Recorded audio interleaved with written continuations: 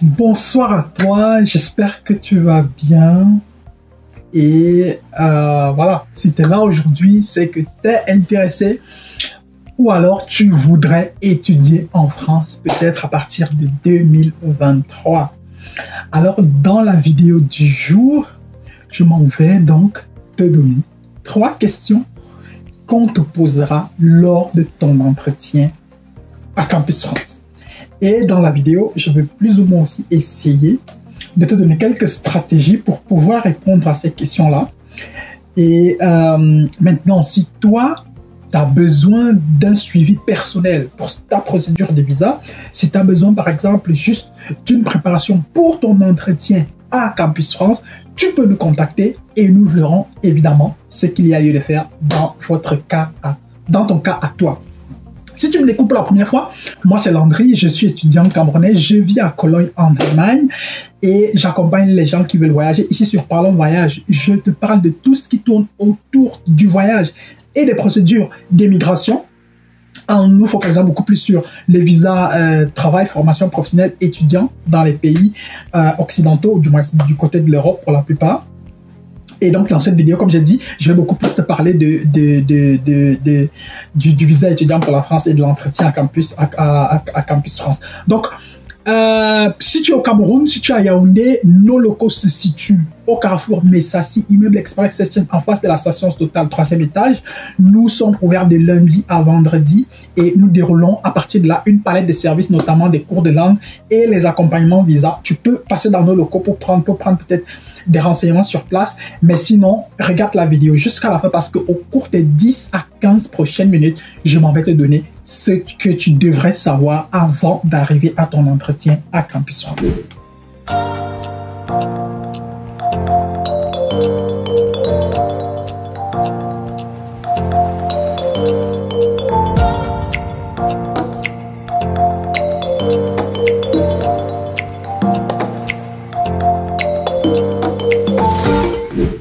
Ok, dorénavant, dans mes vidéos, je vais plus ou moins te voler 30 secondes pour te parler brièvement d'un livre que j'ai lu ou que je compte lire et qui pourrait plus ou moins intéresser pas mal de personnes. Moi, j'aime la littérature et comme on le dit souvent, il faut partager bien les choses quand même.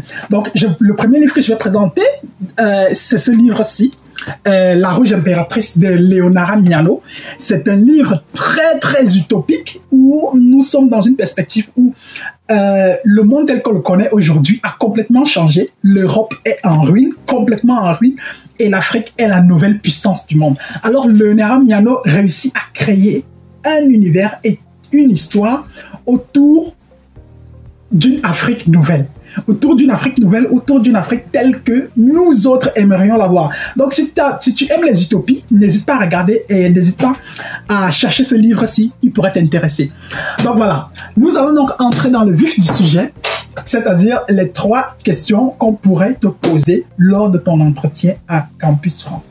Et la première question qu'on va te poser lors de ton entretien, l'une des questions qu'on va te poser lors de ton entretien à Campus France, à coup sûr, on va te demander de défendre ton projet d'études. Qu'est-ce qu'on entend par projet d'études? C'est-à-dire, toi, par exemple, tu viens d'avoir peut-être une licence et tu comptes faire, je ne sais pas, tu viens d'avoir une licence en sciences économiques dans un pays X, prenons le Sénégal, et tu veux étudier en France. Tu veux par exemple, aller faire Business Administration en France. Donc, la question qu'on va te poser, c'est-à-dire la question avec le projet d'études, c'est pourquoi est-ce que tu veux aller étudier en France? Pourquoi est-ce que tu veux aller étudier Business Administration en France? Est-ce que tu penses que tu as les capacités et les compétences nécessaires pour pouvoir étudier dans ce domaine-là? Alors, ce sera à toi d'être capable de construire un discours cohérent pour pouvoir défendre ton projet d'études, pour pouvoir te vendre, si je peux dire ça comme ça. Donc, tu dois être capable de te vendre parce que si tu ne te vends pas, les autres vont se vendre. Et si les autres se vendent mieux que toi, bah, les autres auront le visa et toi, tu n'auras pas de visa. On va tout simplement te refuser le visa. Et bah voilà, c'est ton projet de voyage qui risque de tomber à l'eau. Et donc, comme je dis toujours, il est très difficile d'avoir des réponses toutes faites pour tout le monde. D'une personne à une autre, il faut être capable de construire un discours, il faut être capable de construire une histoire, un argumentaire qui correspond à la réalité de la personne, qui correspond au profil de la personne, qui correspond en prenant en compte un certain nombre de paramètres, c'est-à-dire la personne elle a quel âge, la personne a étudié quoi jusqu'ici, qu'est-ce qui est arrivé dans sa vie et tout, et qu'est-ce que la personne projette faire. Prendre tous ces éléments-là, construire une histoire logique et cohérente, et peut-être à certains endroits on peut essayer de rafistoler et de raboter ça et là, et pour pouvoir rendre l'histoire encore plus cohérente et plus convaincante. Mais toujours est-il qu'il faut être capable de défendre son projet d'études, et pour pouvoir défendre son projet d'études, il faut éviter les réponses toutes faites, le genre des réponses parce que je voudrais étudier en France, mon rêve a toujours été d'étudier en France. Ton rêve, oui, mais il nous faut du concret, et pour construire ce concret-là, il faut véritablement s'asseoir, bien réfléchir, penser sa stratégie, et à partir de là, dérouler le tapis. Alors, l'une des questions forcément qu'on va te poser, et qu'on pourrait te poser, c'est pourquoi est-ce que tu as choisi la France comme destination pour tes études? Pourquoi est-ce que tu veux faire un master en France, ou pourquoi est-ce que tu veux faire une licence en France? Donc, la question de l'autre, le revers de cette question, c'est pourquoi, par exemple, tu n'as pas choisi le Canada? Pourquoi tu n'as pas choisi la Belgique? Ou bien même, pourquoi tu ne choisis pas d'étudier dans ton pays? Ou bien, pourquoi tu pars pas, par exemple, étudier en Turquie ou au Maroc? Et donc, cette question-là, elle va venir. Et c'est à toi d'être capable de dire pourquoi est-ce que tu veux étudier en France? Est-ce que tu as de la famille en France? Si oui, qui? La personne habite où? La personne est qui pour toi? Si tu as peut-être un oncle ou une tante qui est en France peut-être depuis 5 ans, depuis 10 ans qu'il travaille, il faut être capable de maîtriser ces différentes informations-là. Maintenant, l'une des raisons, par exemple, pourquoi est-ce que tu veux étudier en France? Il y a par exemple pas mal de raisons. Si par exemple toi tu n'as pas de famille, bon, il peut arriver que tu aies des familles, mais que tu aies de la famille en France, ou que tu n'en aies pas d'ailleurs, ça dépendra. Mais toujours est-il que l'une des raisons, par exemple, que tu pourrais par exemple mettre dans ton argumentaire, c'est peut-être aussi les langues d'enseignement, le nombre d'universités, peut-être le coût des études, comparé par exemple à un pays comme le Canada, parce que bon, si tu compares la France et la Belgique, la France est beaucoup plus chère. Donc si tu compares la France et un autre pays comme le Canada, c'est beaucoup moins cher. Donc ça aussi, ça peut être un des arguments. Peut-être aussi le montant de la caution qui est bon, relativement pas très élevé, parce que bon, pour ce qui est de la France, bon, on est quand même à une caution qui tourne autour de 7 000 €. Donc 7 000 €, bon, c'est peut-être beaucoup d'argent, mais si on compare au Canada, si on compare au Luxembourg, si on compare à l'Allemagne, c'est beaucoup moins cher. Donc il y a par exemple tous ces paramètres-là que tu peux prendre en considération pour pouvoir essayer d'expliquer pourquoi est-ce que tu veux étudier en France, pourquoi est-ce que tu as décidé d'étudier en France et quelles sont tes perspectives. Parce que lorsqu'on te demande pourquoi est-ce que tu veux étudier en France, il faut que tu sois capable de montrer plus ou moins ce que tu as, c'est-à-dire il faut que tu sois capable de personnaliser ton discours de telle sorte que ce que tu vas dire corresponde plus ou moins avec une certaine réalité. Tu peux par exemple, dans certains cas par exemple, on peut dire par exemple que ok, tu as peut-être étudié dans ton pays, tu as peut-être fait jusqu'un master dans ton pays, sauf que jusque-là, tu n'as pas pu trouver du travail, tu n'as même pas trouvé un stage. Et donc, étudier par exemple en France, dans un contexte comme celui-là, par exemple, pour quelqu'un qui veut par exemple faire une filière comme les relations internationales, si tu étudies en France, quel que soit X, il est très fort probable que tu aies accès ou bien que tu puisses faire par exemple un séjour Erasmus un jour. Et un séjour Erasmus peut donc par exemple t'exposer à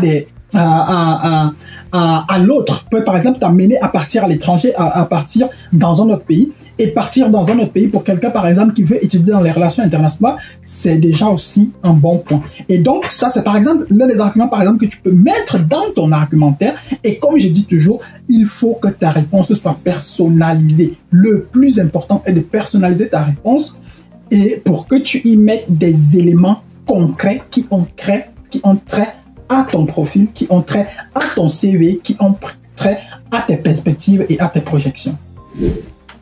Alors, l'une des questions qu'on pose si souvent, c'est qu'est-ce que tu ferais par exemple si on te refuse le visa?